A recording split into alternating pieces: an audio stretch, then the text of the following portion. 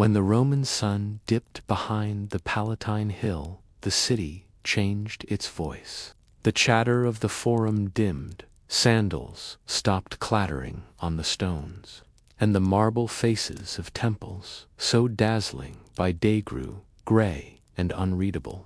The evening hours in ancient Rome were not so much dark as uneasy. Without electricity, without the hum of engines or the comfort of street lamps, the Romans lived by the slow exhaustion of the sun, and when it went, so too did the confidence of daylight. The Romans had a saying, "Nox est concili tempus." Night is the time for reflection, but more often it was the time for inconvenience. A city of nearly 1,000,000 souls, Rome at night was a place of hazards, thieves, wandering animals, forgotten drains, and stairs carved too steeply. By law, only a few torches burned in public spaces after sunset, mostly around taverns or baths that stayed open late. Wealthy homes kept their vestibules faintly lit with oil lamps hung from bronze hooks, their wicks floating in olive oil or animal fat. But for the vast majority, the laborers, the slaves, the market women who sold figs until dusk, the night was thick and real. Darkness was a presence that pressed close, a living texture of air. And in that darkness, some Romans began to notice things that glowed. The night creatures of the Empire. Among the curiosities of Roman naturalists was a certain fascination with the glowing mollusk. Writers such as Pliny the Elder, in his Naturalis Historia, described sea snails and shellfish that seemed to hold light within their slime. He noted how, when crushed, these small creatures left streaks of faint luminescence upon hands or cloth. Fishermen returning from the Tyrrhenian coast sometimes brought buckets of them inland, marveling at how the slime shimmered faintly in the dark. Of course, these were no true lamps, merely a natural bioluminescence, the glow of decaying proteins meeting oxygen, but to the Roman imagination they were tiny miracles of night. And so the idea began to circulate. What if nature itself? What if, instead of expensive olive oil, one might coax light from the sea? This was, after all, a civilization obsessed with practical luxury. The same people who invented heated floors, silver toothpicks, and perfumes distilled from crushed rose petals were not above experimenting with glowing snails. It is said, though accounts vary, and the evidence is thin, that some coastal households in Campania kept jars of these luminous creatures near their thresholds, their dim glow serving as a soft beacon through the small hours. Perhaps it was not widespread practice. Perhaps it was nothing more than rumor, carried inland by sailors who told tales to amuse the capital. But in the quiet, flickering houses of Rome, even the suggestion that a humble snail might replace imported lamp oil held a kind of sleepy appeal. The problem of Roman light, to understand why anyone might try such a thing. You must imagine the problem of light in the ancient world.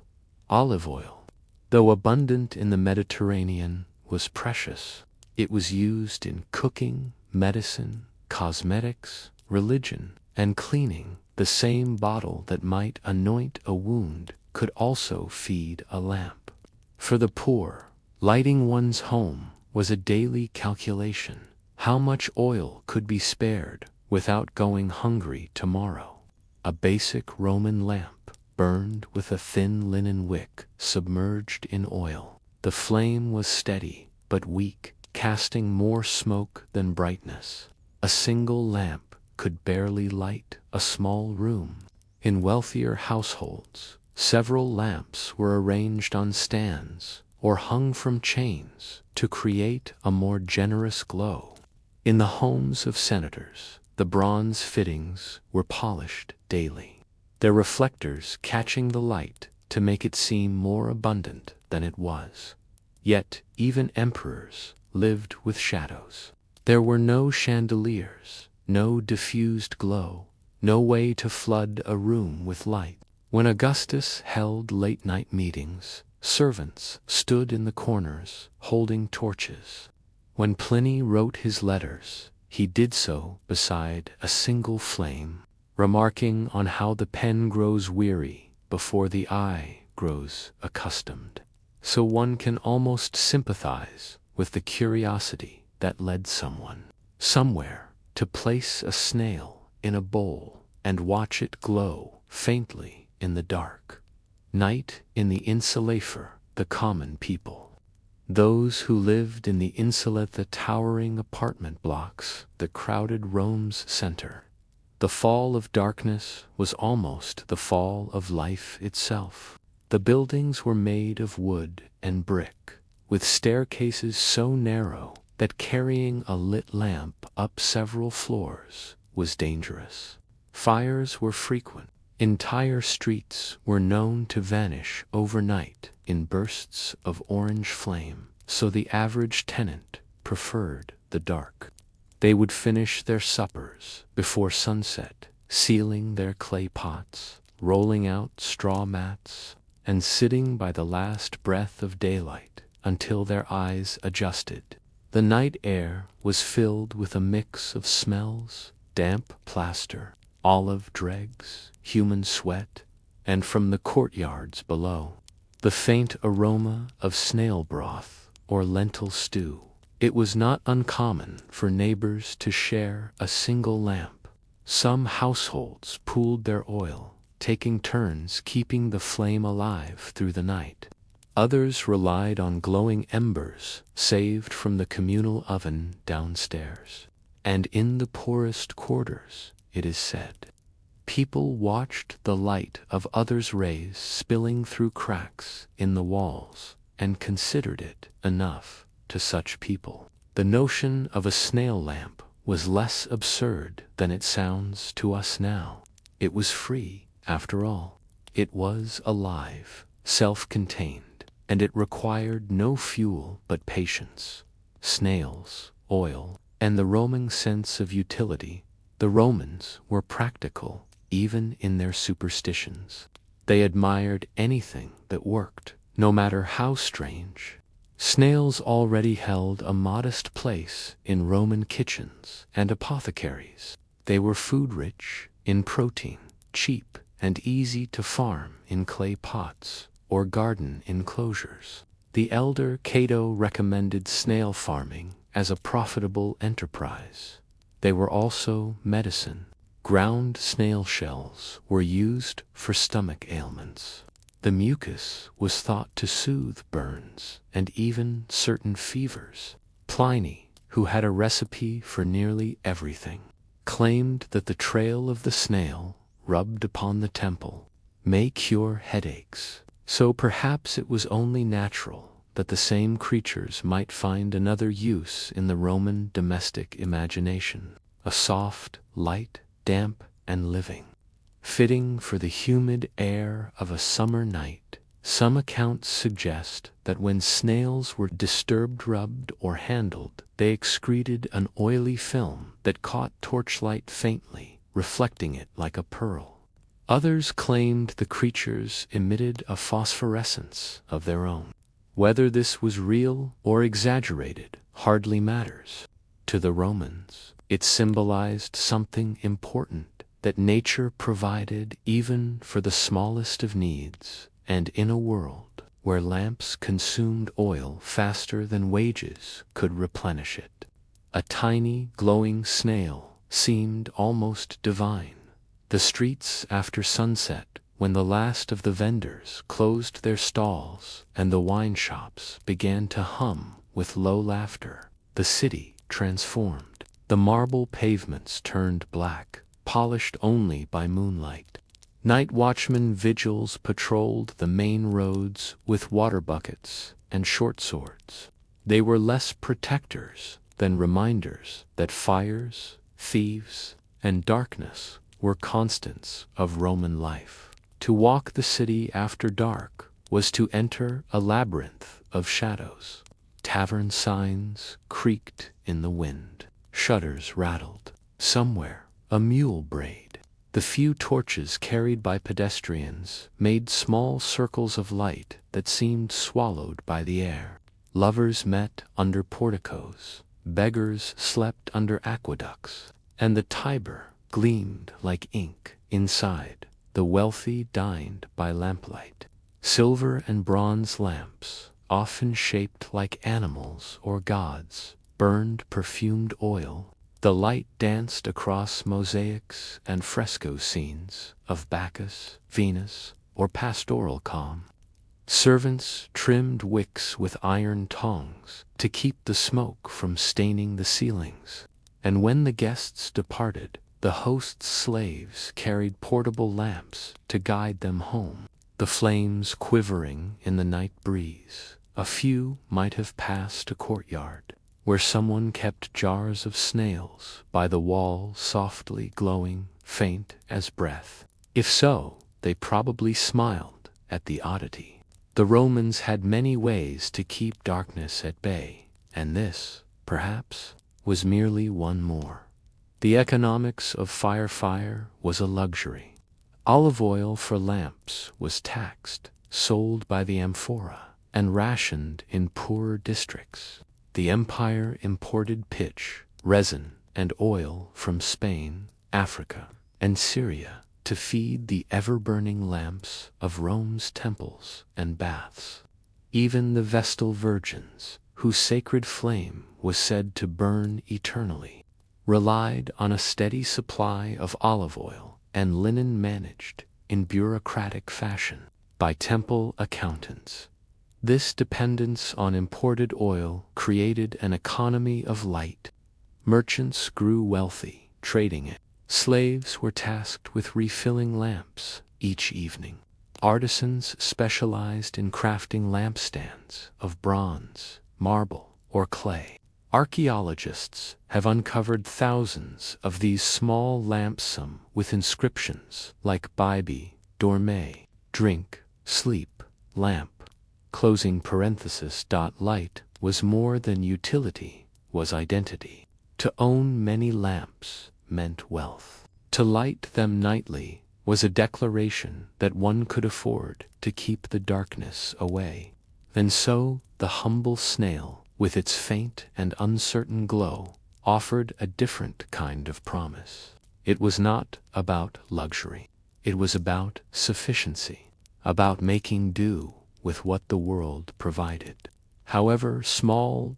Night thoughts. Some scholars dismiss the notion of Roman snail lamps as myth or exaggeration, an example of Pliny's willingness to record every rumor he heard.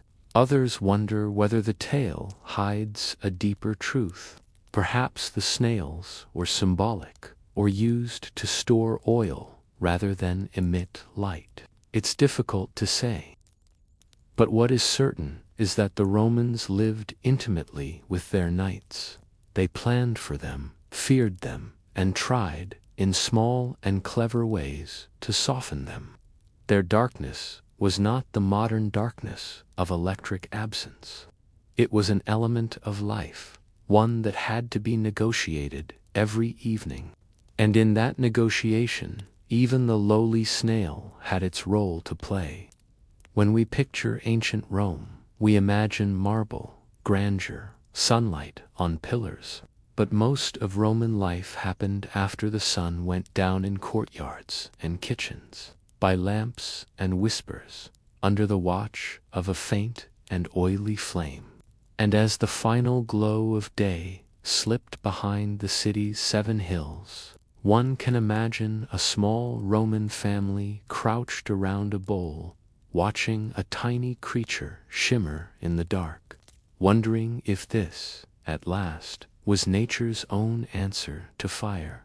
The city that once went silent after dusk was now a living organism that pulsed even after the stars rose.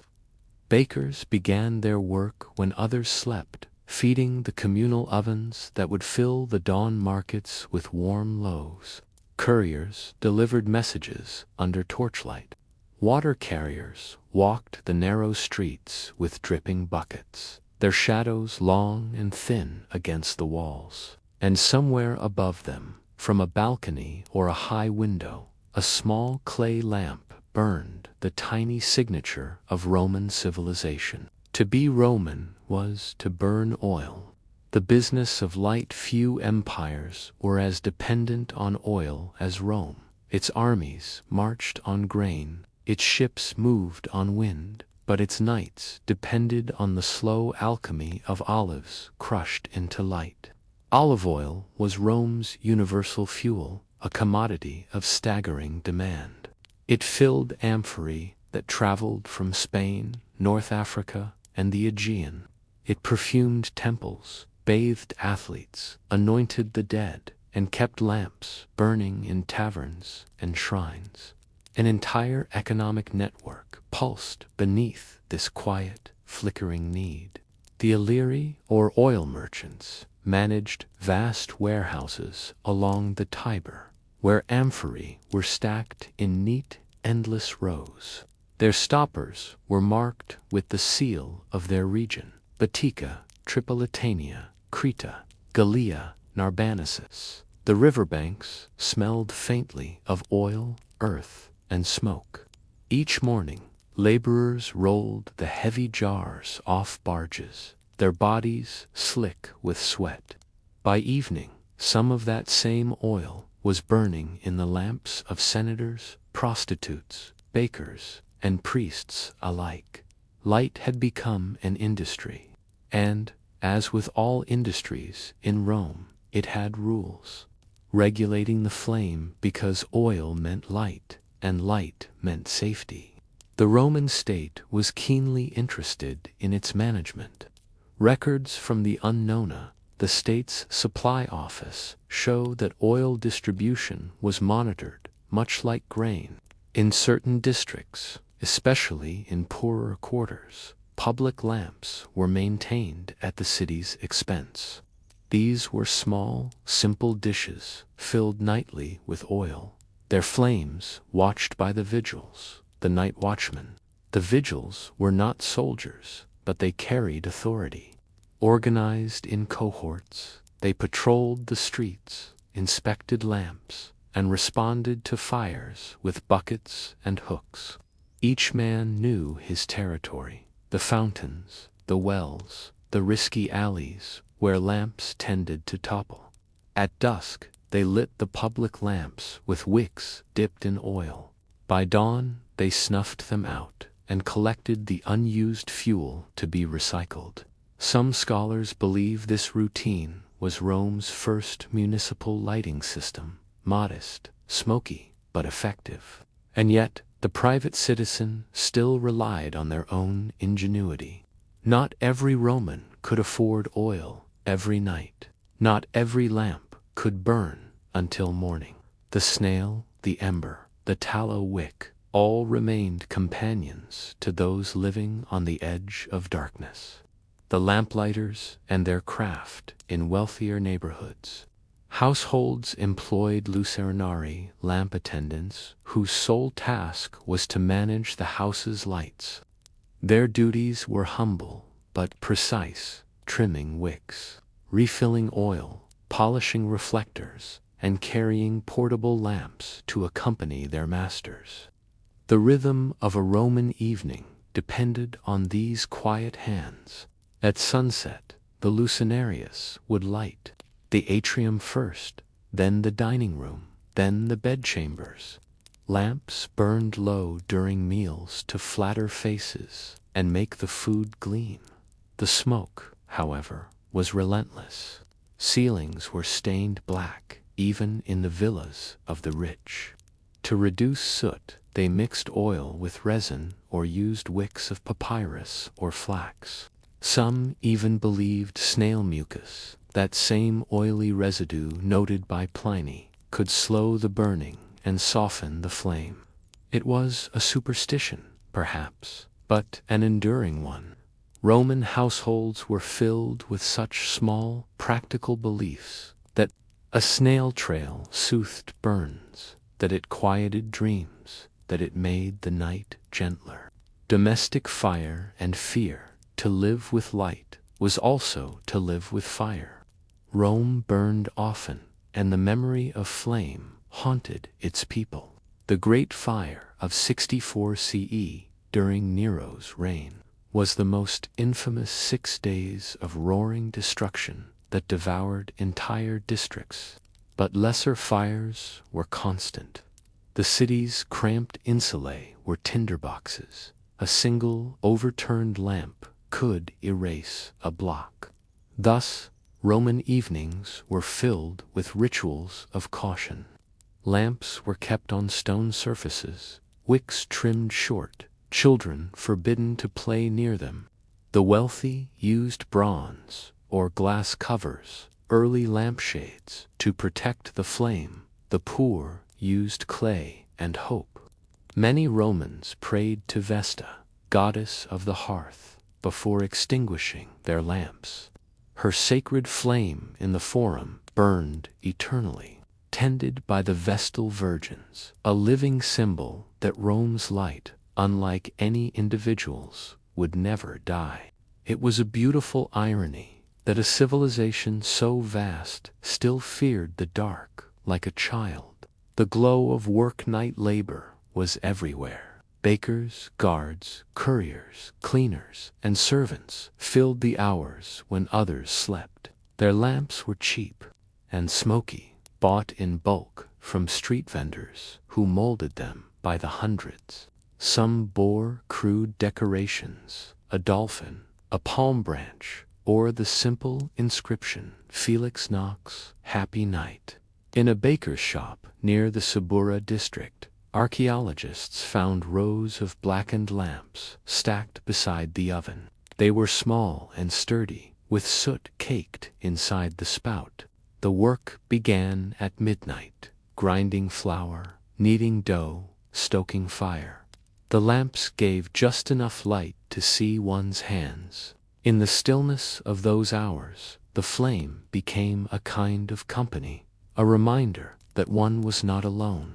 It flickered, sputtered, and smoked, but it was steady.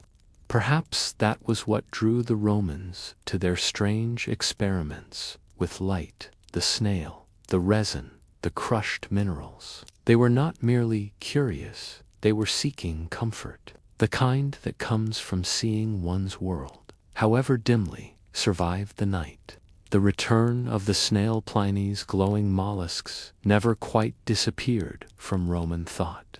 Centuries later, writers like Aelian and Isidore of Seville would still mention luminous sea creatures, shells that shine in darkness, slimes that gleam faintly like stars.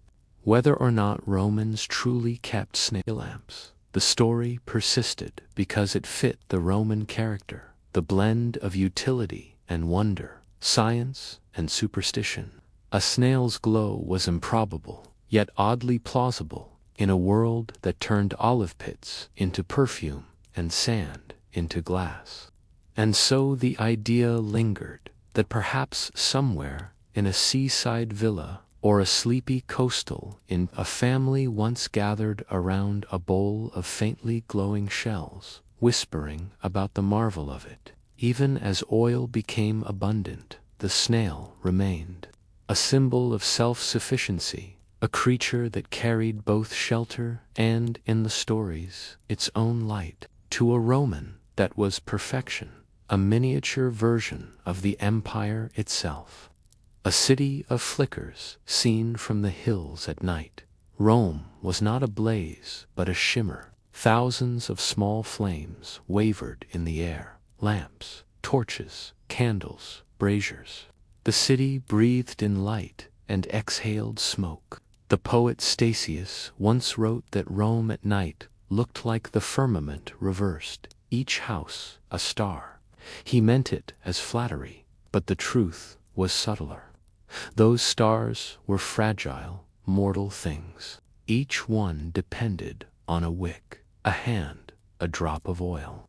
Every household negotiated the dark in its own way. The senator with silver lamps, burning resin-scented oil. The baker with soot-blackened clay. The poor woman who saved snail shells to collect fat and mucus for wicks. The watchman who trusted the moon. In that fragile economy of glow, the snail lamp, whether real or imagined, was more than curiosity. It was metaphor. It was Rome itself, luminous for a moment, then gone, the bureaucracy of light. Few things reveal the Roman mind better than its obsession with order. Even lamps were catalogued. Excavations in Ostia and Pompeii show organized workshops where molds were labeled Type A, single spout, Type B, double spout, Type C, theatrical mask design. Each mold maker signed their initials into the clay, proof of pride in even the dullest product. Light, in other words, had become paperwork. It was registered, taxed, and standardized. What began as survival, the need to see one's hands, had become another thread in Rome's vast web of commerce and control. The same empire that mapped roads and measured fields also measured brightness. Toward an illuminated empire by the 2nd century CE, as Rome expanded its frontiers, so too did its light. Oil flowed northward with the legions, illuminating Britain's cold garrisons and the Rhine's gray forts. Roman lamps have been found, buried in mud near Hadrian's wall, their wicks burned down, their inscriptions half gone. Even there, on the edge of empire, some soldier's hands once trimmed the wick, shielding the flame from the wind. That soldier might have thought of home, of warmer nights, of snail shells glimmering by the coast, of the familiar glow of olive oil. In the vast silence of empire, such memories mattered, because for all its triumphs, Rome's greatness depended on small things: salt, bread, olive oil, and light. And yet, for all their ingenuity, the Romans never fully mastered the night. The flame always wavered, the oil always ran low, and somewhere in the back of the Roman mind, perhaps, was the hope that nature might one day light itself, that the world would glow without cost, like the slime of a snail, or the stars above the Forum. By the 3rd century CE, Rome's lamps still burned, but more out of habit than confidence. The empire had grown old, its marble had dulled, its aqueducts cracked, its trade winds weakened. And though the streets still filled each morning with the same mix of merchants, beggars, and gossip, a strange fatigue hung over the city like dust on old bronze. The night, which Romans once believed they had mastered, began to creep back in. The price of light as wars stretched the empire's borders thinner. The arteries of commerce faltered. The olive groves of Hispania and Africa, once overflowing, suffered under taxation and raids. Amphorae of oil grew rarer along the Tiber docks. A scribe named Aurelianus, writing from Ostia around 270 CE, complained in a surviving fragment, "The lamps burn less brightly this year. The oil is mixed with water. We go to bed earlier."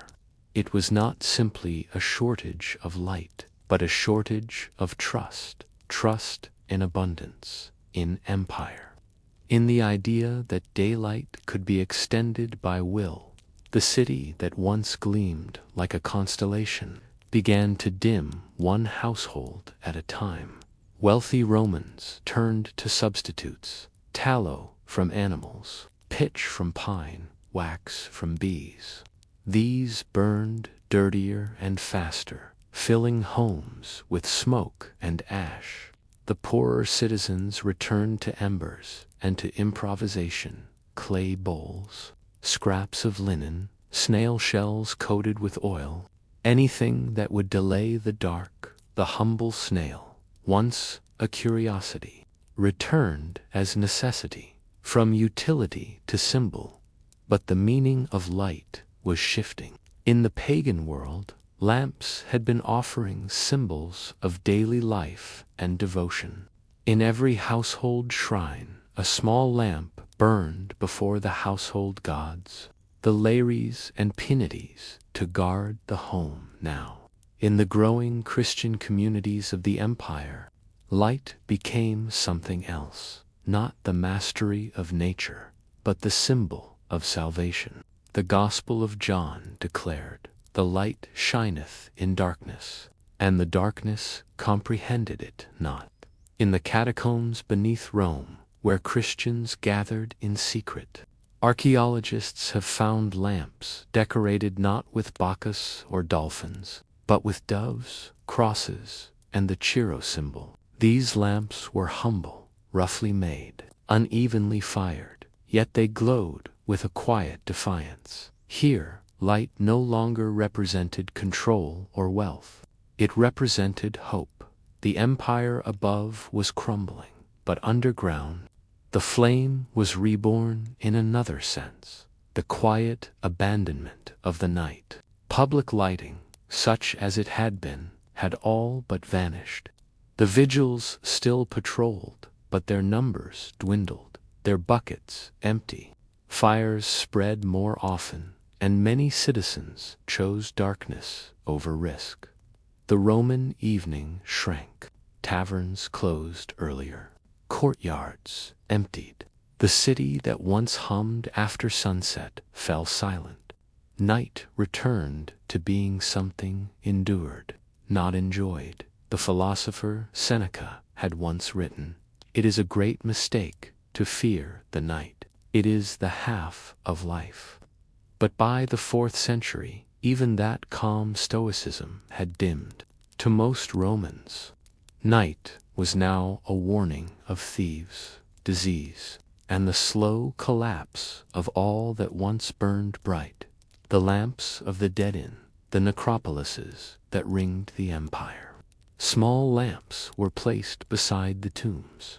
Many survive today, blackened and broken, the soot of centuries still inside their spouts. The inscriptions are tenderly plain. Sit tibi terra levis, may the earth rest lightly upon you. Some lamps were shaped like shells, others even used real shells, filled with oil and sealed with wax. It seems fitting that the snail, the creature once rumored to light Roman nights, should also guard Roman sleep in death. Perhaps those who buried their loved ones this way imagined that even in the darkness of the grave, a soft light might glow, faint, oily, and eternal. The Christian flame. When Constantine legalized Christianity in the early 4th century, the symbolism of light deepened further. Candles replaced oil lamps in many rituals. The Church embraced the flame as a metaphor for divine truth, not the flickering human light of olive oil, but a heavenly radiance beyond decay. The humble snail lamp, the clay vessel, the smoky wick, these became quaint relics of a pagan world. The faithful were told to walk in the light, not to make it. The glow of the empire's ingenuity was replaced by the glow of faith. And yet, in that transformation, something subtle was lost. Where the old Romans had sought to understand light, to grind olives, shape clay, and coax nature's small brilliance into service, the New World saw light as unreachable, divine, untouchable. The intimacy between human hand and flame began to fade. Darkness once tamed was now holy. Mystery, fading embers of empire by the 5th century. As barbarians approached the gates of Rome, the city's nights were once again profoundly dark. The aqueducts fell silent, the baths cold, the streets unlit. The eternal city survived, but it no longer glowed. Travelers from the east wrote of Rome's strange quiet, its emptiness after sunset, its few remaining lamps flickering in crumbling villas. The historian Procopius later described the ruins. By day the stones are pale. By night the city sleeps as if extinguished. And so, in the span of a few centuries, Rome's mastery of light had come full circle, from the wonder of snail lamps to the bureaucracy of oil, to the quiet surrender to shadow. Yet even in decline, the Roman idea endured that light, no matter how faint, was civilization itself, the persistence of a glow centuries later. When medieval scholars uncovered fragments of Pliny's natural history, they paused over his passages on glowing creatures. One monk in the 12th century copied the description of snails that shine in darkness and added a small note in the margin. Perhaps such light was not meant to read by, but to remember by. That line, written in uneven ink by candlelight, captures something profoundly Roman. The belief that even useless knowledge can illuminate the mind. It is easy to laugh at the thought of snail lamps, yet they tell a story larger than themselves, a story of curiosity, of endurance, of humanity's refusal to accept the finality of night. Reflections. In the dark, as you imagine ancient Rome now, don't see the marble and gold. Picture instead a single clay lamp burning low beside a sleeping family. The flame trembles in the draught, its smoke tracing faint spirals in the air. On the table lies a small shell, its surface still slick with oil. Outside, the city murmurs, distant footsteps, the splash of the Tiber, the rustle of leaves.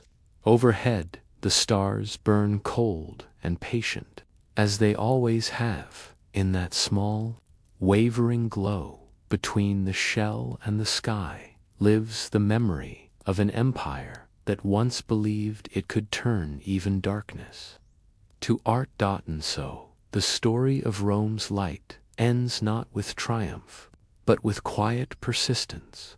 For even as the empire faded, the human desire to see, to glow, however faintly, endured. The snails no longer lit the night, but their legend, like the embers of a lamp, never fully went out. It always began with the tree, before the lamp, before the wick, before the idea that fire could be softened and tamed. There was the olive tree, twisting, silver-leaved, and impossibly old. It grew in stony soil where almost nothing else would. Its roots clutched at limestone. Its branches gleamed in the Attic sun. To the Greeks, the olive was not a crop, but a companion, a quiet, slow-breathing presence that had always been there. Its fruit fed them, its oil healed them, and in time it lit their nights. The ancients believed the first olive tree was a gift from Athena, when she and Poseidon vied for the city that would become Athens. The goddess of wisdom struck her spear into the Acropolis rock, and from the crack sprang the first olive tree. Poseidon, in turn, offered a salt spring, a show of power, but not of peace. The citizens chose Athena's tree, and from that moment, Greek light had a taste, smooth, faintly bitter. Touched by the ghost of the grove, the taste of light takes a strange idea now that light could have a flavor. But the Greeks knew it well. Olive oil was their water, their currency, their perfume, their medicine, and their offering to the gods. It was everywhere, The wealth of a household was measured by how much oil it could store, how clear it was, how well it burned. The best came from Attica and Lesbos, pressed by hand, filtered through wool, and sealed in amphorae marked with the potter's stamp. When burned, pure olive oil released a faint, steady flame, not bright, but golden and calm, with a whispering smoke that smelled of warmth. It was light for thinking, by not for seeing. Even today, if you pour oil into a dish and set a linen wick afloat, you'll see what they saw, that slow, dignified burn, a light that seems to breathe rather than flicker. It is not urgent. It does not shout. It hums. Night in an ancient house step now, in your mind, into a Greek home around the 5th century BCE. The day has folded itself away, the heat of the agora fading, the chatter of the market silenced. Inside, the air is cooler, thick with the smell of smoke and crushed herbs. The clay floors have been swept, the door barred in one corner. A small dish lamp burns, a circle of red clay, shallow as a hand, filled with oil. The wick curls over the edge like a sleeping snake. Its light does not fill the room. It suggests it. Faces appear and disappear as if in dream. A woman mends cloth by that dimness, pausing often, her needle glinting only when it catches the flame. A child stares into the lamp, tracing shapes in the shadowed wall. In another room, an old man oils the statue of Athena with reverence, a nightly act of faith and familiarity. It is not a grand light, but a human one, enough to comfort, enough to exist. Sacred oil and city lighting Athens. Olive oil was more than domesticate, was divine. Each year, at the Panathenaic festival, sacred oil, pressed from Athena's own groves at the Acropolis, was distributed as prizes to athletes. The winners did not receive money or gold, but amphorae of this holy oil. Imagine the ceremony, rows of black-figured amphorae, tall and heavy, their bellies painted with scenes of runners, wrestlers, and the goddess herself. Inside, the oil gleamed like liquid sunlight.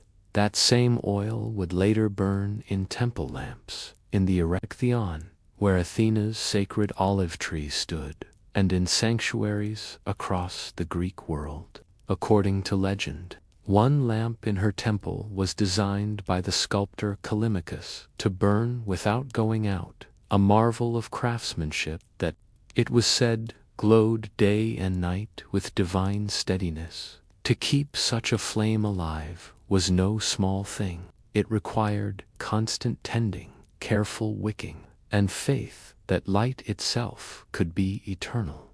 The Greeks, for all their philosophy, were practical people. They knew that even the purest oil eventually burned low. Yet they kept the lamps going, night after night, century after century, as if to remind the gods that humans, too, could persist. The philosophers' lamphor, the thinkers of the ancient world. The lamp became a quiet metaphor. Socrates was said to sit long after dark, speaking to his students, while a single lamp burned beside him. Diogenes, the famously eccentric cynic, carried his lamp through Athens in broad daylight, saying he was looking for an honest man. The gesture was absurd, but telling. The lamp was no longer just an object. It had become an emblem of inquiry, of truth-seeking, in a world that often preferred the shade. Plato, too, used the metaphor of light to describe knowledge, the journey from darkness into understanding. For him, every lamp was a miniature sun, every flame a promise that the mind could dispel ignorance. just as fire dispels shadow.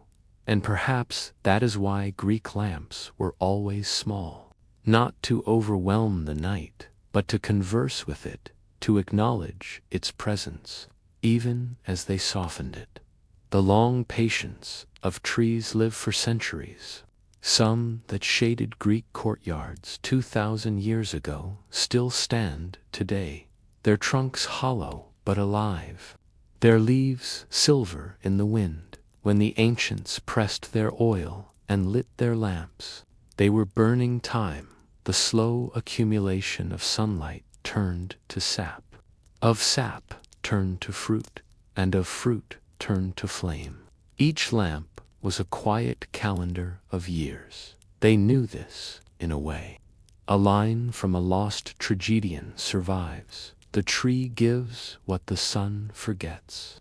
It is a lovely thought that light, stored in the body of a tree, could one day be released again to warm the night. And so, as Greece moved from the age of myth into the age of marble and reason, the olive flame remained its most constant companion, humble, faithful, unendingly patient. It burned in temples, in workshops, in homes. It burned for the gods and for the tired. It burned to honor victories and to chase moths from the bread. A light both sacred and sleepy. Closing scene, the soft burn picture, the end of an ordinary Athenian evening. Outside, the cicadas have fallen silent. The air smells faintly of ash and thyme. A servant pinches the wick of the household lamp between damp fingers, and the room sighs into darkness. For a moment, the world is completely still. Then, in the courtyard, another lamp flickers back to life, perhaps for a prayer, or simply because someone isn't ready to sleep yet. 2 is the essence of Greek light, not domination overnight, but gentle negotiation with it. A conversation that began with a tree and has never quite ended. The story of Greek light is not only about oil, it is about the clay that carried it. When you think of an ancient Greek lamp, you might picture something ornate, painted, and elaborate, a museum piece glazed in red and black. But in truth, most lamps were plain, unassuming, and born of earth. They were small, fit easily into the palm, and felt slightly warm to the touch even before they were lit. Every one began as a lump of clay dug from a riverbank or hillside. The potter's fingers, usually rough, sometimes scarred, would knead it until it softened, pushing out stones and air. Clay is humble but demanding. It remembers every touch, and when the potter finally shaped it, pressing thumb into base, smoothing rim with wet palm, they were doing more than crafting a container. They were preparing a stage for flame. The geometry of light, the earliest Greek lamps, were nothing more than shallow bowls, simple as shells. You poured oil into them, floated a fiber wick on the surface, and hoped the wind would be kind. But the Greeks were a patient people. They improved by millimeters. Over centuries, the open bowl grew a lip to hold the wick in place. Then the lip folded inward, forming a small spout. Later still, the body enclosed itself entirely, the so-called closed lamp, pierced by a single opening for oil and another for the flame. These were not leaps of invention, but quiet refinements, born of domestic annoyance, spilled oil, smoky burns, sooty ceilings. A good lamp was one that didn't drip, didn't flicker, didn't waste. By the 5th century BCE, lamp makers understood something profound, that light had shape. Its steadiness depended on the angle of clay, the length of wick, the purity of oil. Each lamp was a negotiation between air, earth, and fire. Archaeologists have found thousands of these small objects, each one slightly different. Some bear makers' marks, others prayers. A few still contain the carbon shadow of their last burn, the final breath of an ancient evening dot. The potter's quarter in Athens. Much of this quiet industry happened in the Keramikos, the potter's quarter, just beyond the city walls. The name itself gives us our word, ceramic. The air there was heavy, with clay, dust, rows of kilns baked amphory plates, and lamps side by side. The workers were not philosophers or poets. They were men and women with calloused hands, squinting against the glare of the kill's orange mouth in one corner. A young apprentice would press a new lamp mold, two halves of clay that, when pressed together, gave birth to identical forms. This was mass production, ancient and efficient. The molds were reused hundreds of times. Each lamp emerged almost like a coin, stamped from the same patient idea. When the lamps were fired, they turned from gray to ochre, from soft to stone. Some were dipped in a thin wash of slip that hardened into a faint sheen, not quite glaze, but enough to resist soot and oil stains. And though these lamps were sold cheaply, they were cherished. A household might have only one or two, cleaned nightly, repaired if cracked, mourned if broken. A broken lamp meant a broken rhythm. It meant darkness.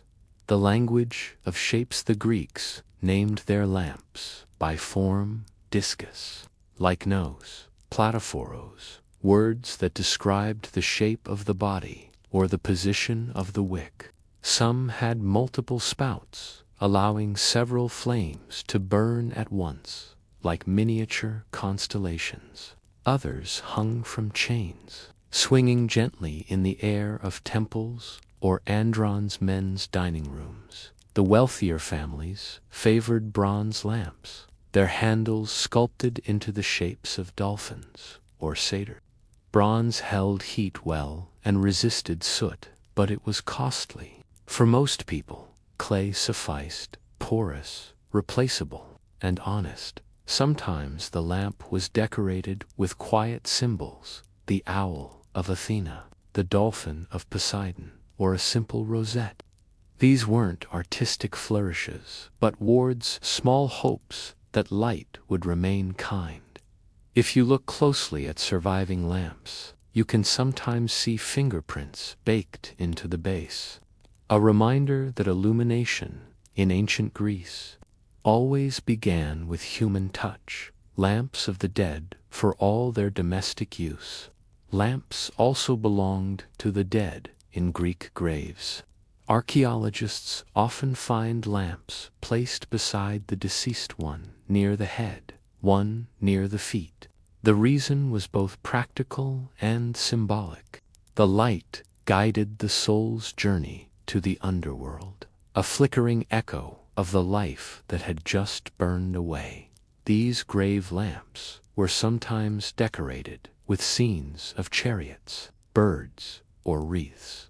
Yet their purpose was not decoration, but direction, to give the departing spirit something familiar to follow through darkness. When these lamps were buried, they were often still filled with oil. Many have been found with traces of soot inside, as if lit briefly before sealing the tomb. The gesture feels achingly human. One last flame against the inevitable night. The economics of fire to burn oil was to spend money. Olive oil wasn't cheap, especially in winter when harvests waned. Households rationed it carefully, a thin layer in the lamp each evening, rarely more. This small economy shaped behavior. People rose with dawn and slept early, not from virtue, but thrift. The flame had to be justified in poorer homes. The wick might be soaked in animal fat, rather than pure oil, producing smoke that clung to the walls. Some even reused the dregs from cooking, giving their lamps a faint aroma of garlic or fish. Light, in this sense, carried the scent of daily life. The well-off, meanwhile, displayed their lamps as symbols of refinement, polished bronze, often with multiple spouts for entertaining. The more flames, the greater the wealth. It was illumination as social language, but whether one or many, each lamp performed the same small miracle. It held the sun, fraction by fraction, through the hours when the world seemed to vanish. From utility to beauty over time, the Greek lamp crossed a quiet boundary. It stopped being a tool and became a thing of beauty. In workshops from Corinth to Rhodes, artisans began to experiment with decorative molds, not for function, but pleasure. Lamps took the shapes of shells, faces, even animals. A lion's mouth became the wick spout, a woman's hair the handle. These playful designs found their way into symposiums and shrines alike.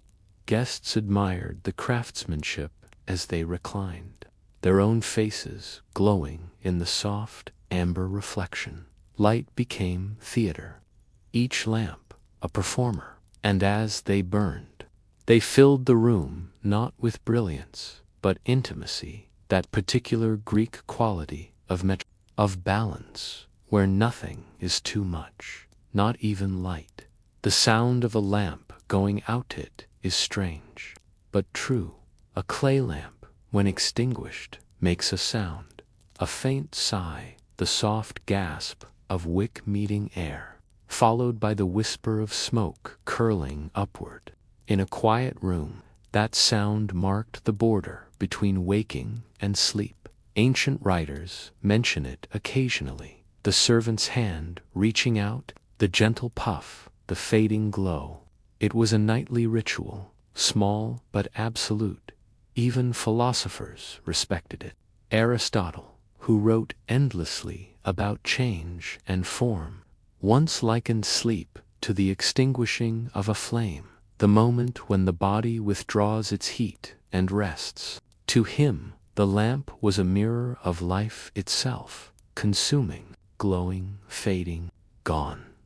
Closing thought: when you hold a clay lamp in a museum today, small, cool, the color of dry earth, you are holding a fragment of someone's night. Perhaps it once sat beside a loom, or a scroll, or a child's bed.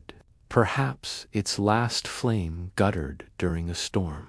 The Greeks, for all their brilliance, never tried to conquer darkness. They merely shaped it, contained it, and made it gentle. The lamp was their compromise, a tiny sun, borrowed from the gods and set on a table. And so, the humble lamp endured, half tool, half prayer, molded by human hands that wanted not to escape the night, but to make peace with it. By the time night descended on a Greek city, the world changed its rhythm.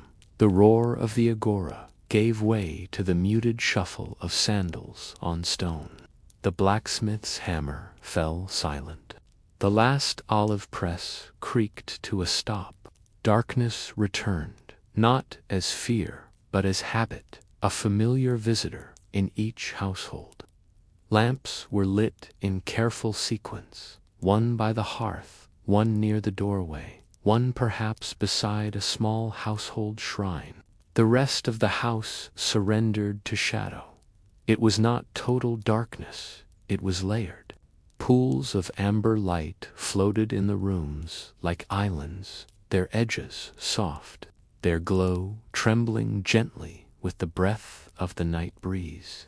You would see these glows behind lattice windows, one flicker here, another there, each a private sun, holding its small world awake. Light as offering to light a lamp was not merely practical. It was sacred. Every evening, many Greeks began the same way, with a prayer to Hestia, goddess of the hearth. The flame was her presence, the house her temple. Without it, a home felt unguarded. When guests arrive, they were often welcomed with the gesture of lighting a fresh lamp. This was called phys dexion, the light of greeting. To offer light was to offer peace in temples. The ritual multiplied. Before statues of Athena, Apollo, and Artemis, rows of lamps burned, their wicks trimmed by priests through the long hours of the night. Oil was poured, wicks replaced the quiet maintenance of divinity. One inscription from Delphi survives, noting that the flame in Apollo's temple was never to be allowed to sleep. A simple rule, yet deeply poetic. The god's flame kept wakefulness for the dreaming city. Even in death, the lamp persisted. The Lampodromia, or torch race, honored Prometheus, the bringer of fire. Runners passed flame to flame without letting it die, a metaphor for endurance, continuity, and the shared warmth of civilization. The students glow among all who lived beside lamps.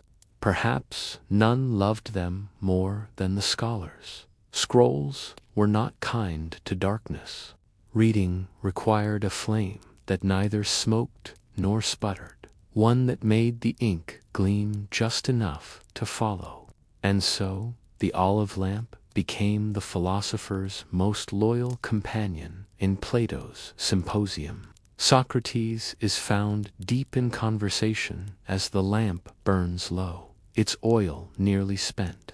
In other accounts, Aristotle wrote, "Until dawn, the lamp's reflection dancing on the wax of his tablets." The scholar's room was small, silent, fragrant with warmed oil and parchment. Outside, Athens slept. Inside, light hummed like a thought, refusing to rest. To study by lamp was a mark of dedication, the mind's own vigil. Some writers even used the phrase lychnos, paideia, lamp education, for students who stayed up long into the night. Imagine the scene, a youth tracing the words of Homer, eyes heavy, the flame blurring slightly, his thoughts slipping between dream and text. Learning in those moments was not sharp or brilliant. It was slow, circular, hypnotic, a kind of waking sleep. Shadows and dreams to the Greeks. Light and shadow were not enemies. They were partners in the same dance. Painters on vases learned to express form by contrast, red and black, fire and earth. Philosophers, too, used the metaphor constantly, truth as illumination, ignorance as shadow. But they never banished darkness completely. They respected it. The famous allegory of the cave is a story of shadow as much as of light, of people living with reflections, unable to bear the raw sun. And even when the philosopher escapes to daylight, he must return to the dim cave to share what he has seen. It's a story that understands what every lamp knows. Too much light blinds, too little suffocates. Wisdom, like a steady flame, must be balanced. Perhaps that is why the olive lamp was so perfectly Greek, not dazzling like a torch, not weak like a coal. It lived between extremes. When the last wick curled into smoke, the household slipped not into terror but into rest, a surrender to darkness that felt earned. The night as companion sleep in ancient Greece came early and often in fragments. People went to bed soon after dusk, woke around midnight for a small meal, prayer, or talk, then slept again until dawn. That middle interval between the two sleeps was lit by the household lamp, It was a quiet, reflective time. Couples spoke softly. Slaves tended embers. Children stirred and were soothed. Some stepped outside to watch the stars. Others wrote brief notes, promises, or prayers. The lamp's flame bridged waking and dream, a thin thread of consciousness between two oceans of rest. In this rhythm, the night was not an interruption but a landscape. The lamp marked the path through it, the fading of fire by the Hellenistic period. As cities grew and technology advanced, lamps changed again. The molds became standardized, the spouts more decorative. Light was exported, literally, across the Mediterranean in crates of clay. Greek lamps burned in Egyptian homes, Roman villas, and Phoenician ports. Yet something of the old intimacy was lost. As the designs multiplied, the ritual thinned. Still, the essence endured. When Roman households later adopted the same olive oil flame, they inherited more than a method.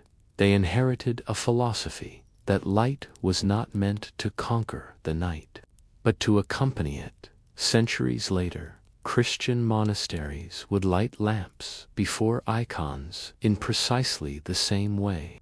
The flame became prayer, continuity, and comfort, the olive still burning softly across time. Closing. Reflection. The sleep of light. If you ever find yourself alone at night, try this. Pour a little oil into a small bowl, lay a wick upon it, and light it. Watch the slow rise of flame, the way it hesitates, then steadies, then hums like a living thing. That is the same light the Greeks knew, the same gentle heartbeat of civilization that once illuminated their words, their gods, their dreams. To them, light was not speed nor spectacle. It was patience. It was presence. It was a way of saying, I am still here, even when the world has gone dark. And when the flame finally fades, curling into that thin blue breath of smoke, you understand what the Greeks understood, that light, too, needs its sleep. It begins, as many things in China did, with silk, long before paper, before candlelight took shape behind painted walls of red and gold. The first lanterns of the Han Dynasty were crafted from stretched silk, translucent, delicate.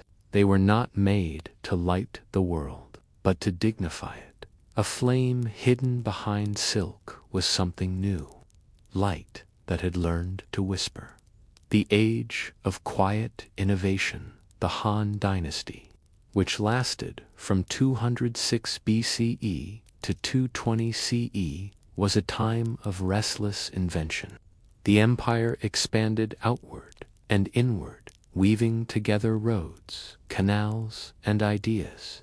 The imperial court at Chang'an glittered with officials and astronomers, scribes and artisans, all chasing the promise of order. Among the countless small things they perfected, paper, size, wheelbarrows, there was also this, the art of taming fire. Oil lamps had long existed in China. Bronze and clay lamps, shaped like cranes, phoenixes, and lotus flowers have been unearthed from tombs of the warring states and Western Han. Some were marvels of engineering, designed with smoke channels and reflectors. But a lamp was heavy, rooted to a table or shrine. A lantern was different. It was portable light given wings. The first lantern historians disagree on who made the first true paper lantern. But legend offers a story. It tells of Emperor Wu of Han, who ruled from 141 to 87 BCE, a man of ambition and ritual, fascinated by the heavens. One night, it is said, he ordered his servants to decorate the imperial gardens with lights to honor the full moon. But he wanted something softer than torches and steadier than candles in the open air. An artisan, whose name was not recorded, devised a frame of thin bamboo ribs and stretched oiled silk around it. Inside, he placed a small oil lamp, its flame breathing safely behind the silk walls. The emperor walked through his gardens, the lanterns swaying in the wind like captured stars. From that night onward, the people of Han began to make their own, not from silk, but from paper, cheaper and more forgiving. What began as imperial display became a humble comfort, the kind that drifts quietly through centuries. Bamboo, paper, and fire to understand the Chinese lantern.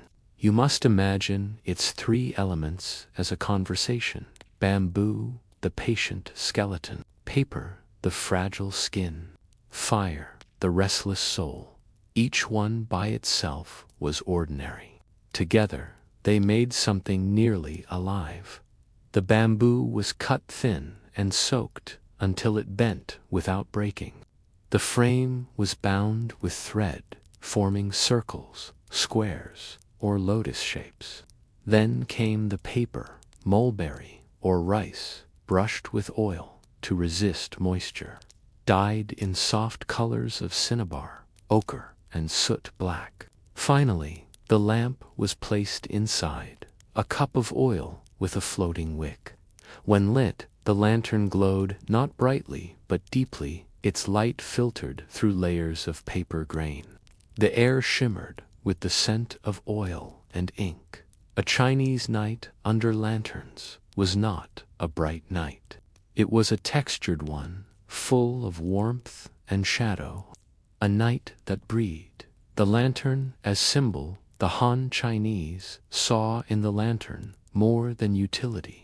It was meaning made visible in Confucian households. A lantern represented family continuity, the passing of flame from ancestor to descendant. To keep the lantern burning through the night of the Lunar New Year was to ensure that the family's fortune would not fade. It became a metaphor for balance: fire contained by paper, light cradled by fragility, life bound within impermanence.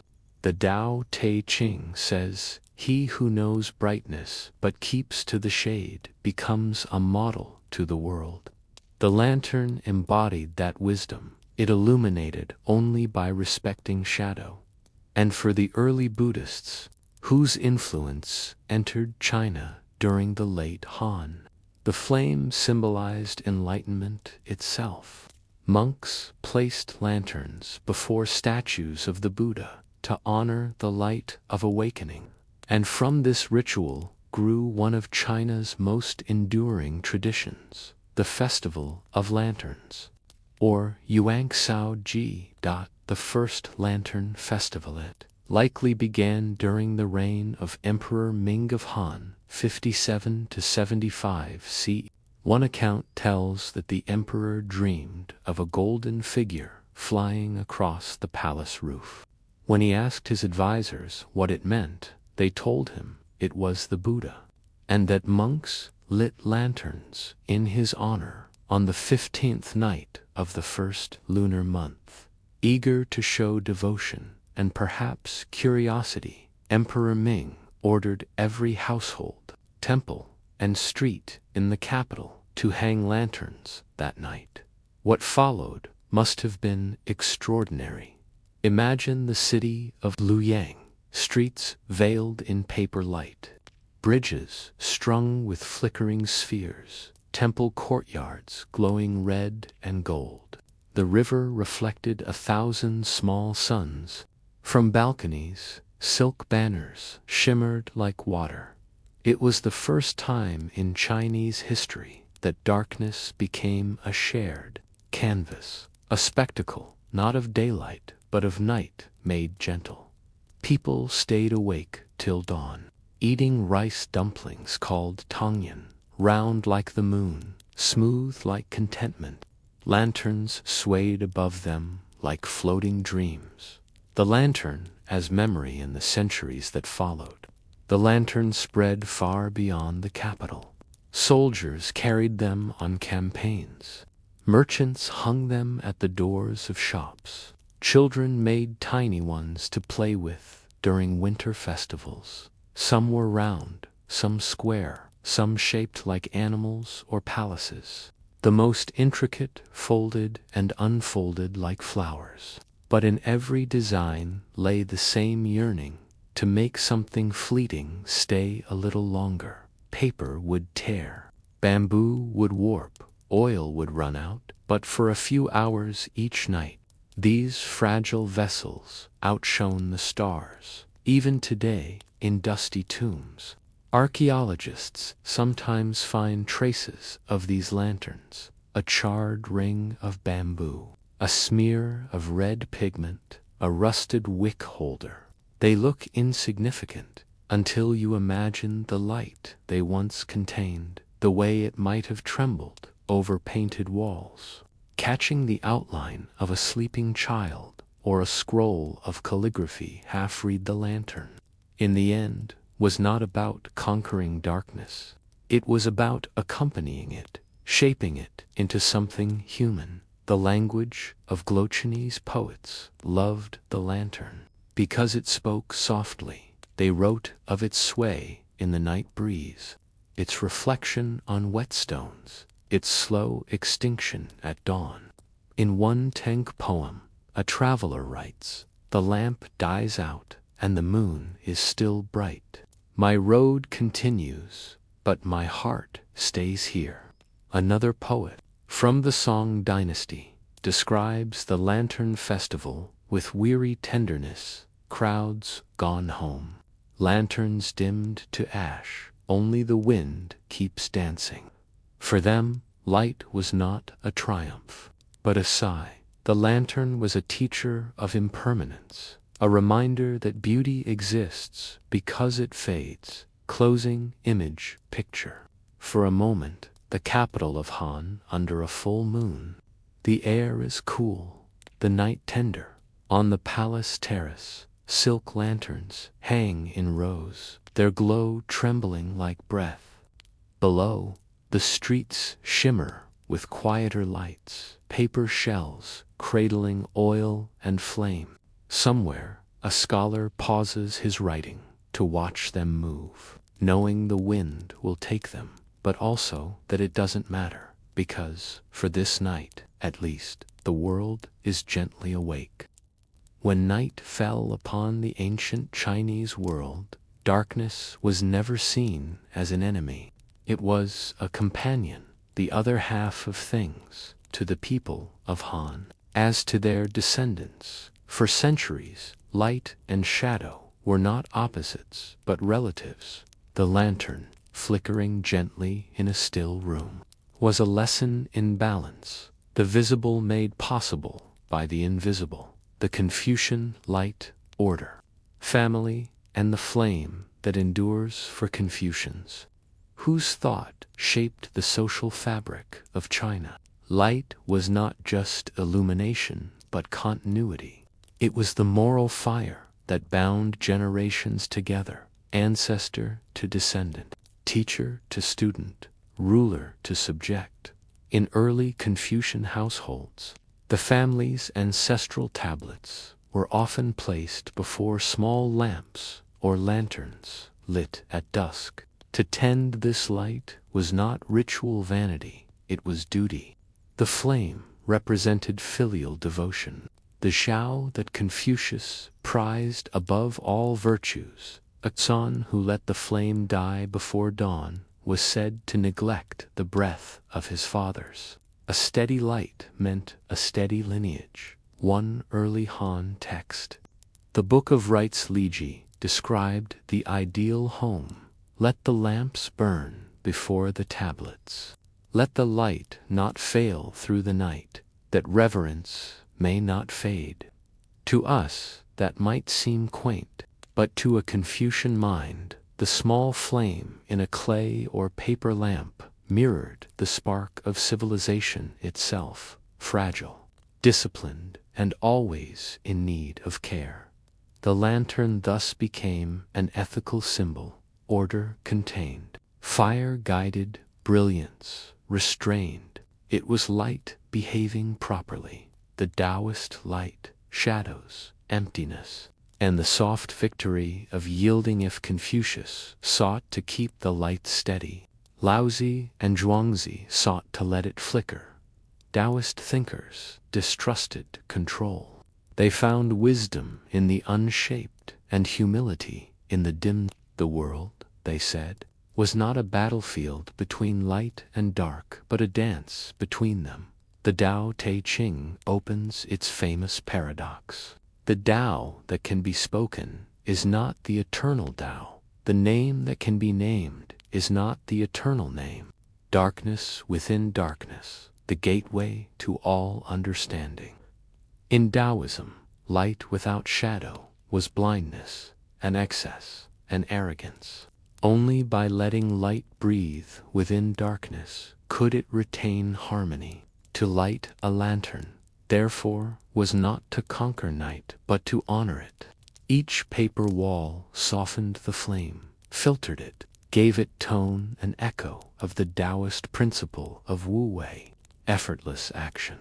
The best light was not the brightest, but the calmest. Taoist recluses, living in mountain huts, would sometimes hang small lanterns by their windows, not to see by, but to watch how the wind moved through the flame. It was meditation made visible, a breathing lesson in impermanence. A 3rd-century poet, Ruan Ji, once wrote, after a night of wine and melancholy, the candle sways in the bamboo hall. The wind enters, I do not resist. I drink with the flame, and both of us forget our names. The Taoist lantern was not an object. It was compassion and the eternal lamp. By the 1st century CE, Buddhism had begun to spread into China from India. Carried by traders and monks along the Silk Road, they brought with them a new language of light, the flame of awakening, the lamp of wisdom, the fire of compassion. In early Buddhist sutras translated into Chinese, the word for enlightenment, bodhi, was rendered as illumination. To awaken was to see, to have the darkness of ignorance lifted by the light of understanding. Monks began holding lantern ceremonies in temples, offering lamps before statues of the Buddha and Bodhisattva. Each flame represented a vow to bring light where there was suffering, to see clearly amid illusion. A line from the Lotus Sutra reads, "So does wisdom dispel ignorance." But in China, this doctrine merged gently with the older Taoist and Confucian sensibilities. The result was uniquely Chinese Buddhism, one that saw light not as domination but as mercy. The Lantern of 10,000 Lives by the Tang Dynasty. These influences had fused into one of the most moving rituals in Chinese religion, the lighting of 10,000 lamps on the 15th night of the first lunar month, what we now call the Lantern Festival. Temples across China would be filled with offerings of light. Courtyards shimmered with oil lamps, paper lanterns, and golden bowls reflecting a sea of gentle fire. Devotees believed that each lamp, lit with sincere heart, could free souls from suffering and grant blessings to the living. Monks chanted through the night, the air thick with incense and flickering breath. Imagine the hush of it, thousands kneeling, faces warmed by the same tender glow. The flames did not roar. They listened to witness that light was to stand at the threshold between the human and the eternal.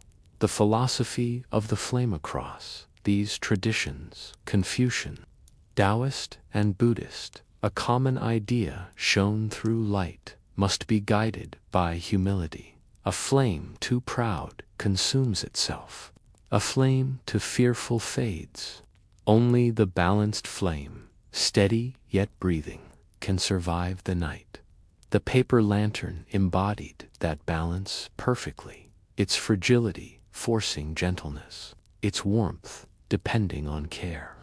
To tend a lantern was an act of philosophy in miniature, patience made visible. A Han scholar once wrote in his night journal, "To watch the lantern through the long hours is to know the heart of all things, for it burns without asking, shines without boasting, and dies without fear." Perhaps that was why the Chinese, unlike many ancient peoples, never sought to make their nights as bright as day. They preferred a world half-lit, soft, moral, and kind. Closing image, so picture again the scholar's study. The air is heavy with ink and sandalwood. A single lantern sways, its shadow dancing over a bamboo scroll. Outside, the courtyard pond mirrors the moon, neither brighter nor dimmer, only companion Ed in that faint light. A truth glimmers, one that the ancients of Han, Confucius, Laozi, and the Buddha might all agree upon, that the purpose of light is not to banish darkness, but to teach us how to see within it. Night in ancient Chang'an, capital of the Han dynasty, was never completely silent. Even after the streets emptied of merchants and children, the city pulsed with quiet diligence. Courtyards were still lit by small paper lanterns, swaying gently in the breeze. In upper chambers of the city, scholars bent over scrolls, their eyes catching the glow of tiny flames. To read by moonlight alone was insufficient. The stars were too cold, too distant. But a lantern, soft, immediate, intimate, made the night companionable.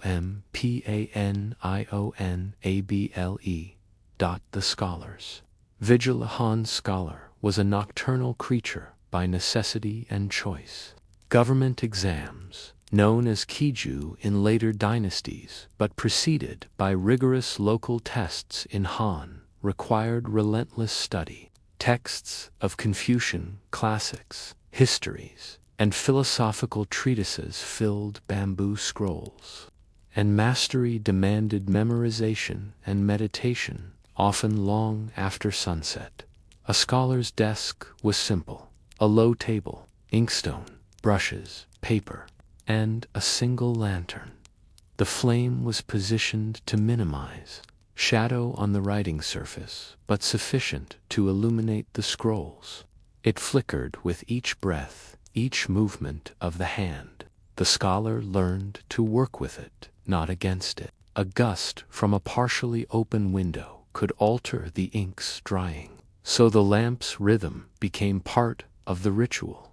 Some scholars kept several lanterns, placing them at intervals to read multiple scrolls at once, but most relied on a single lamp.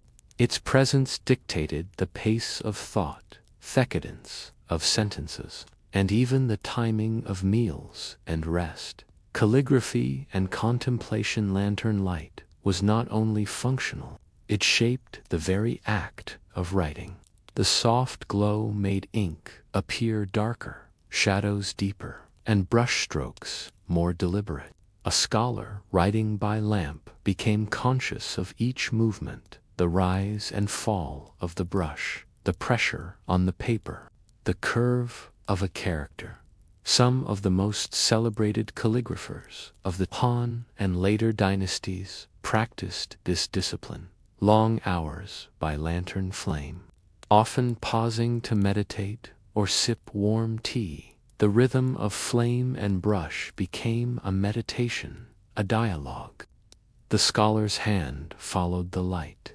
The light followed the scholar's care. In such moments, Writing was no longer mere recording of words. It was embodied thought, poetry in the glow poets. Too, were drawn to lantern-lit nights. Their verses often evoke this intimacy between flame, shadow, and imagination. Consider the early Tang poets, who describe nights filled with lantern shadows upon white paper and the smell of oil drifting with moonlight. For them, the lantern was a co-author, shaping imagery, highlighting contrasts, and softening the world just enough to inspire reflection. The glow encouraged slowness, not the urgency of daylight, but the patient unfolding of metaphor and observation. In one surviving Temp's poem, I trimmed the lamp at midnight. Shadows stretch along the hall. My thoughts, like smoke, rise slowly, unseen by any but the stars. This relationship between flame and mind was intimate. A lamp became both companion and audience, silent, attentive, constant. Sleeplessness, as practiced not all scholars, burned the night merely for exams or fame. Sleeplessness itself became a disciplined art. Some practitioners of Taoism and early Chan Buddhism believed that the deepest insights came during the hours when the body resisted sleep. Lanterns were essential. Soft yet sufficient illumination that kept thought alive without overstimulating the senses. A scribe might sit for hours, observing the way the flame flickered in response to drafts, calculating the subtle changes in air and oil. The light taught patience, attentiveness, and observation qualities as valuable as knowledge itself. The flickering became a teacher. Do not rush. Do not cling. Let insight arrive naturally.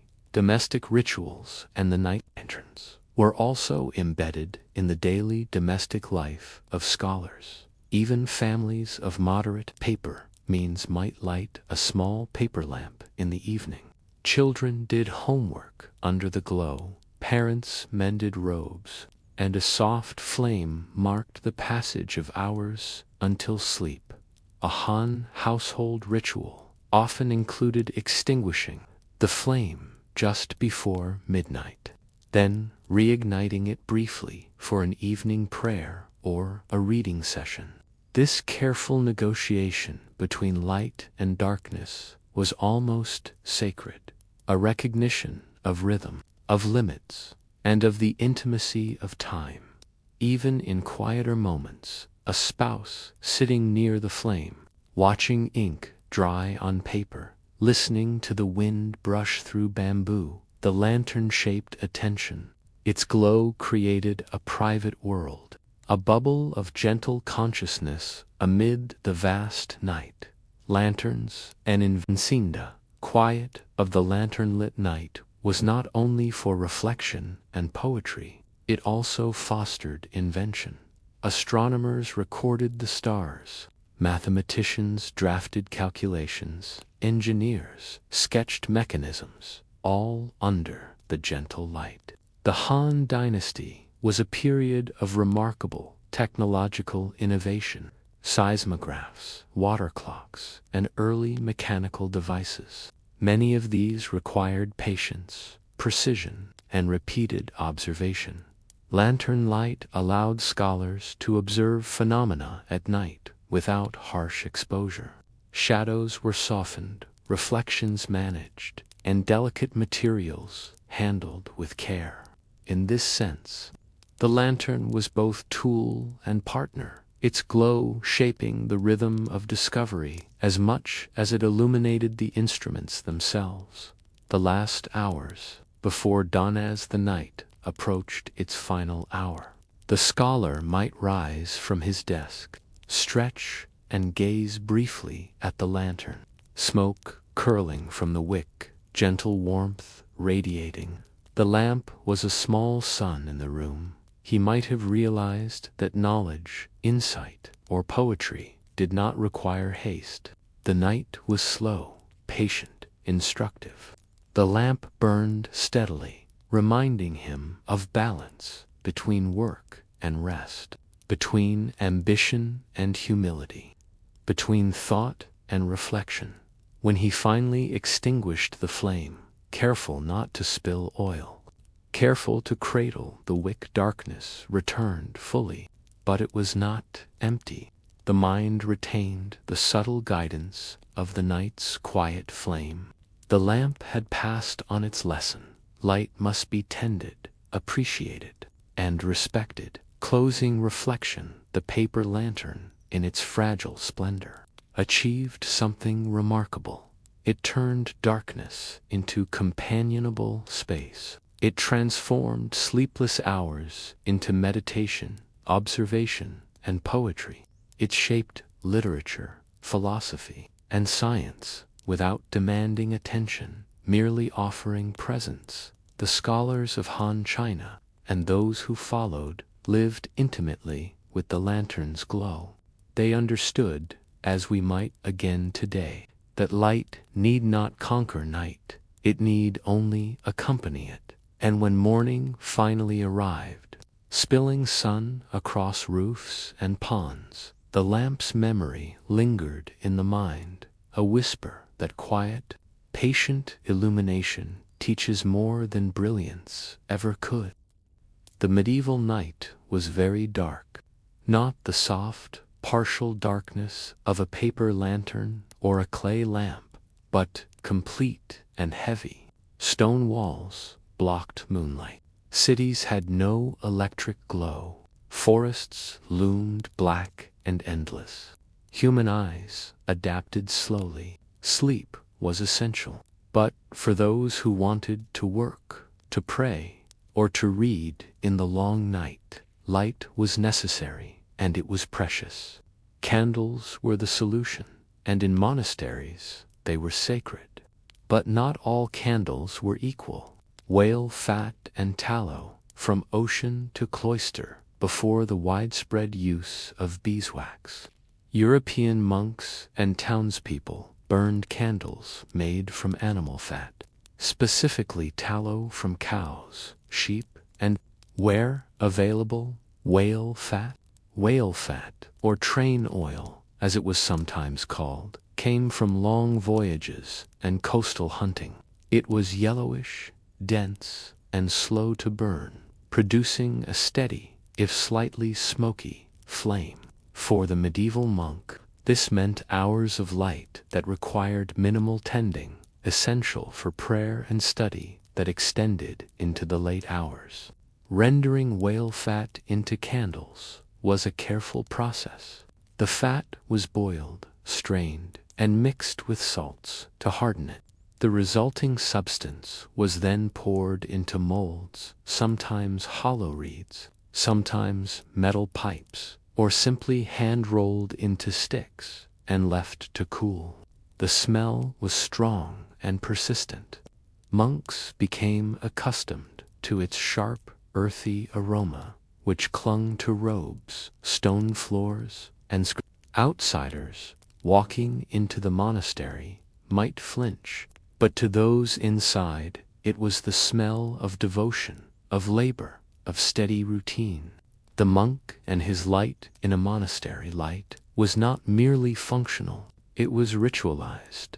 The Benedictine rule, followed by many European monastic communities, specified the times for prayer, the divine office, through the day and night. Matins, lauds, prime, terce, sext, none, vespers, all required candlelight. Even in winter, when days were short, monks were expected to rise before dawn and continue long after dusk. Without reliable candles, the schedule collapsed. A monk would light his candles slowly, carefully adjusting the wick, noting the quality of flame. Too long, and it smoked. Too short, and it died prematurely. It was a minor ritual, a moment of attention before entering the rhythm of prayer or copying texts. The economy of flame candles were costly. Even whale fat, available along the northern coasts of Europe, had to be imported and processed. Monasteries often maintained reserves of tallow and whale fat, rationing each candle carefully. Some orders had strict rules: a single candle per monk at night, double only for the abbot. Monks learned to be economical, tilting candles to maximize burn, trimming wicks to minimize smoke, sometimes pooling light in one room for communal reading. Candle burning also represented wealth and status. In grand cathedrals, beeswax candles, purer and brighter, signaled affluence. Whale fat candles were practical, reliable, and humble, perfectly suited for monasteries that valued labor over luxury. Crafting the candle, the process was meditative. Monks would sit at long tables in cold stone rooms, dipping wicks repeatedly into vats of molten fat. Layer upon layer, the candle grew.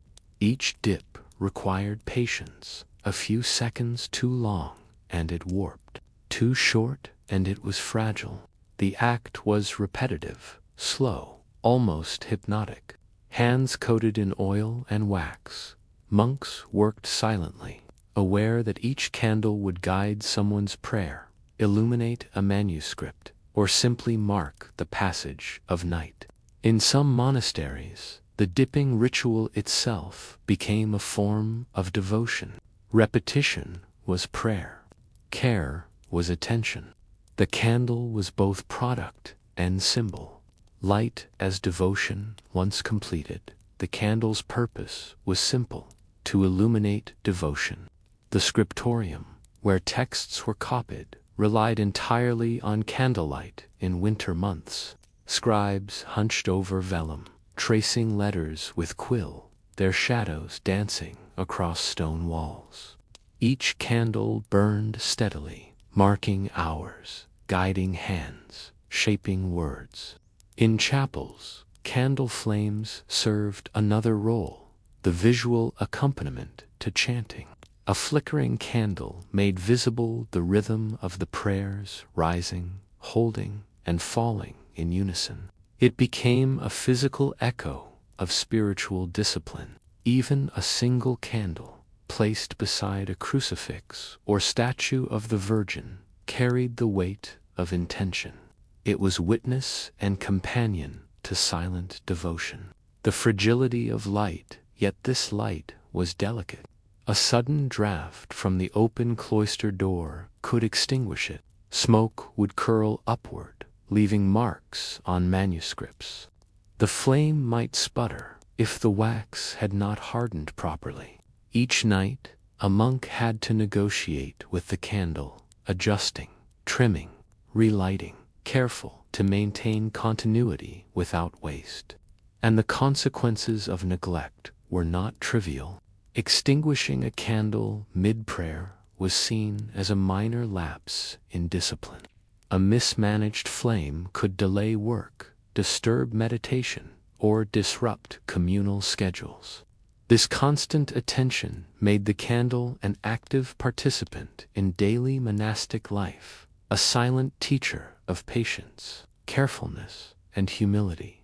Closing thought: the whale-fat candle, yellow and soft, burned slowly against the cold stone of monasteries, revealing the shapes of devotion, labor, and silence.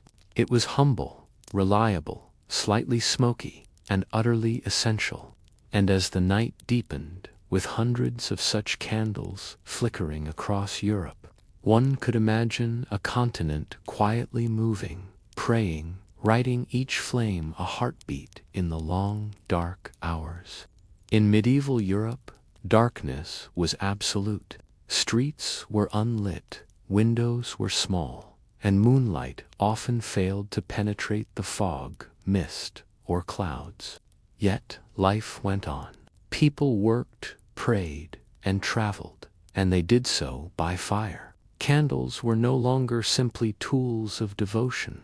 They were commodities, tightly controlled, and in some regions, taxed. The economics of light whale fat candles and tallow candles were valuable for several reasons. They burned longer than rush or rush and wax mixtures. They produced steadier flames, and they were portable enough to guide both private and public activity. Production required labor, raw materials, and time. Whale fat had to be imported or obtained via costly coastal whaling, and tallow had to be rendered carefully. Every candle represented a chain of effort: animal to butcher, fat to render, wax to mold, wick to dip, candle to store or chapel. Because of this, governments and city councils often considered light itself a taxable resource. Candle taxes appeared in many European regions as early as the 12th century.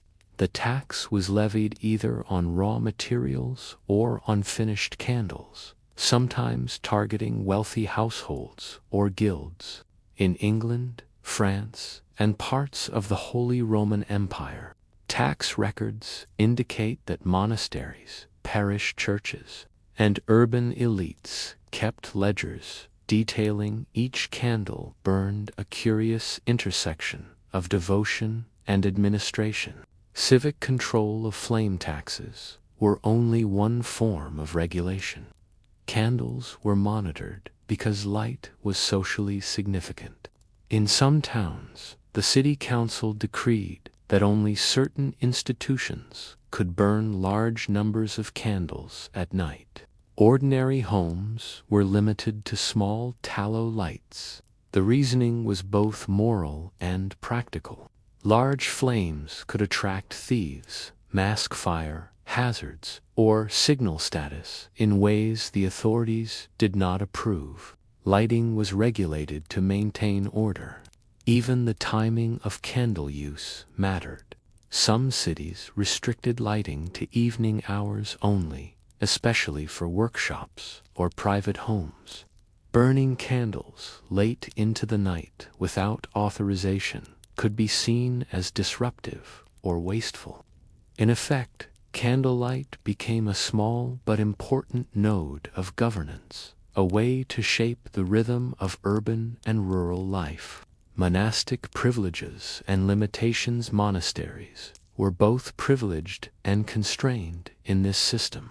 On one hand, they often received exemptions. Their candles were considered necessary for prayer and scholarship.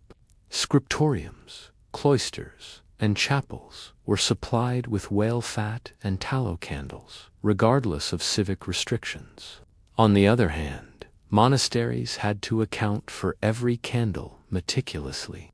Records show monks marking consumption in notebooks, not unlike accountants tallying coins to avoid overspending and to justify resources to abbots or bishops. Even the most routine lighting became part of an administrative process. Each candle burned was an act of devotion and documentation. Guilds and craft regulation. Candle making itself was controlled. In towns, candle makers often formed guilds, regulating production standards, pricing, and quality. Only certified guild members could sell candles publicly. Whale fat candles, being more expensive, were typically produced under stricter oversight. Guild rules dictated candle size, composition, and even color. Deviations could result in fines or confiscation. A candle that burned too quickly, smoked excessively, or smelled foul was not merely inconvenient, it violated civic and moral expectations. The abbot set standards for candle quality, consistency, burn time, and wick trimming.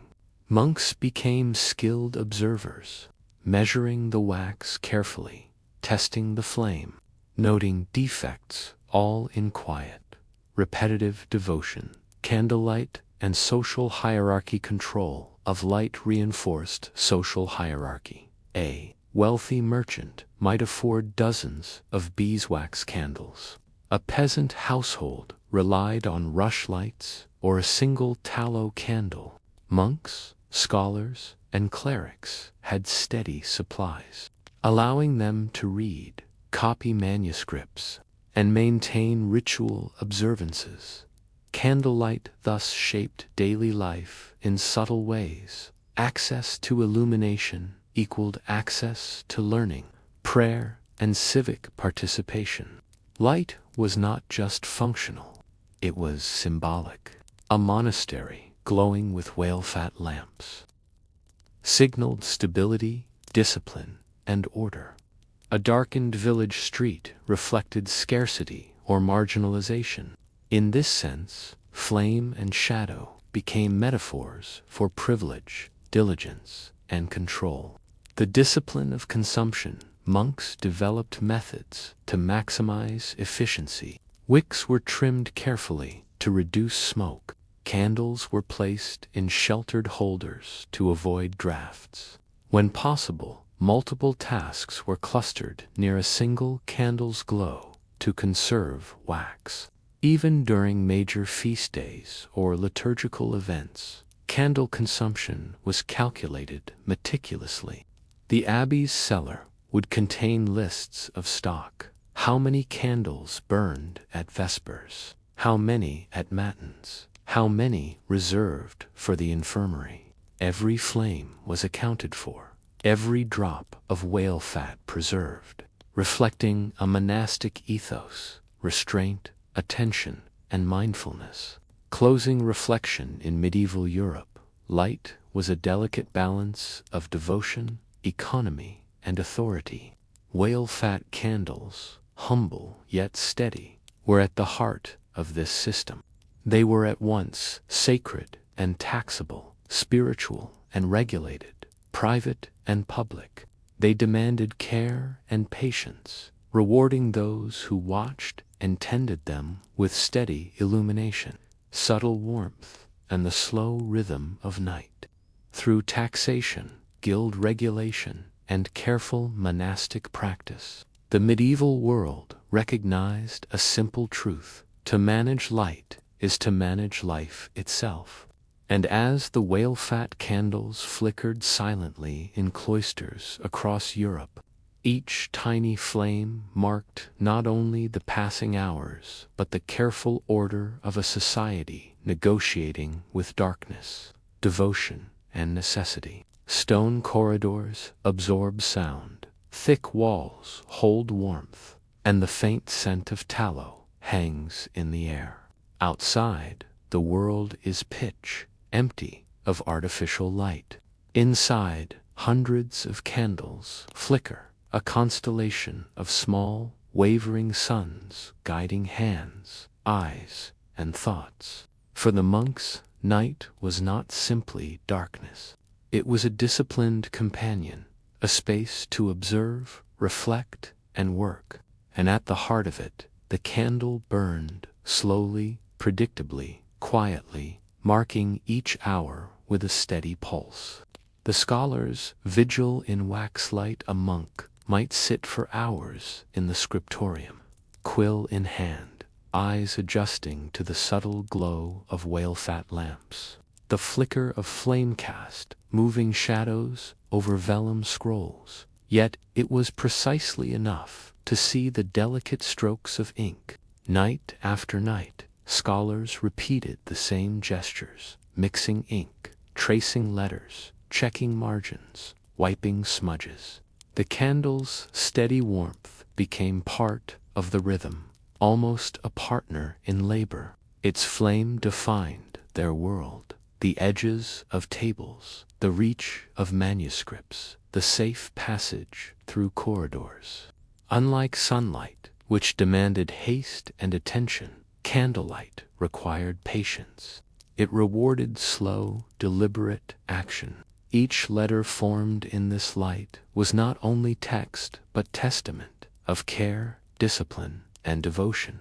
Meditation in motion beyond scholarship, the candle illuminated prayer. Monks gathered in chapels, the air thick with incense and the soft murmur of chants. Each flame lined the nave, creating a lattice of light and shadow, a gentle accompaniment to voices rising and falling. Some monks practiced meditative reading, or lectio divina, in solitude, letting their gaze pass from text to flame and back again. They watched the wick curl, the tallow melt, and the flame dance, subtle, irregular, almost alive. The act of attending to the candle became a form of mindfulness. Too tall a wick, and it smoked. Too short, and it faltered. Each adjustment demanded presence. The candle was not a tool but a teacher, instructing patience, humility, and observation. Communal light and shared silence in refectories and cloisters. Multiple candles illuminated group activities, copying manuscripts, preparing herbs, or simply walking corridors. Monks learned to share the light efficiently. One candle could serve 3 or 4 workstations. Its glow dictated placement and posture. Shadows became guides. A hand could not move without noticing its own elongated echo across stone floors. The communal sharing of light fostered a quiet intimacy. The monks spoke less, moved more deliberately, and grew attuned to each other's rhythm. Whale-fat candles created a subtle social choreography, silent, patient, disciplined. Recording time in the absence of clocks, candles themselves measured hours. Some monasteries used candle clocks, candles marked with divisions, each burning at a predictable rate. As the flame reached a line, the monk noted the passage of time, performed a ritual, or shifted tasks. Night became a sequence of measured acts, reading, writing, meditating, walking, praying. Each candle provided structure, holding the day's end in gentle order. The light was slow, almost invisible in its constancy, yet profoundly shaping every movement, every thought, reflection, and solitude. The solitude of candlelit nights encouraged reflection. A monk might pause in his copying, gaze at the melting wax, and consider impermanence. The flame would flicker in the draught from an open window, reminding him of the fragility of life, thought, and devotion. Each hour marked by candlelight was a meditation on mortality, discipline, and purpose. The candle was companion, mirror, and mentor. Some monks kept journals of their nights, noting the number of candles burned, the hours studied, the insights gained in quiet meditation. These mundane records, in time, became precious historical testimonies of monastic life, revealing the intimacy between humans and their carefully tended flames. The flicker and the world beyond, even when the candle extinguished, its effects lingered. The mind retained patterns of light, the tactile memory of melting tallow, the shadowed contours of corridors and bookshelves. Scholars could recall details, compose poetry, or resolve mathematical problems, all inspired by hours of focused attention under a simple flame. The whale-fat candle, humble and unassuming, became a conduit between human intention and nocturnal reality. It shaped not only work and devotion, but also imagination, memory, and awareness of the passing night. Closing reflection across centuries, these small flames quietly witnessed human devotion. They illuminated sacred texts, whispered through stone corridors, and guided countless hands. The whale-fat candle reminds us that light is never merely illumination. It is discipline, patience, and presence made visible. Through careful tending, humans can transform even the darkest hours into space for reflection, creation, and quiet wonder. In monasteries across Europe, night after night, one flame at a time, the world learned that silence, shadow, and slow light are companions in understanding life itself. With this, all four stories are complete. The snail lamps of Rome, curious, practical, and unexpected light. The olive flame of Greece, philosophical illumination shaping daily life. The paper lanterns of Han China, meditative, poetic, and reflective. The whale-fat candles of medieval monks, disciplined, ritualized, and silent. Each story illuminates how humans across time have engaged with darkness, not to conquer it, but to live within it, thoughtfully, slowly, and attentively.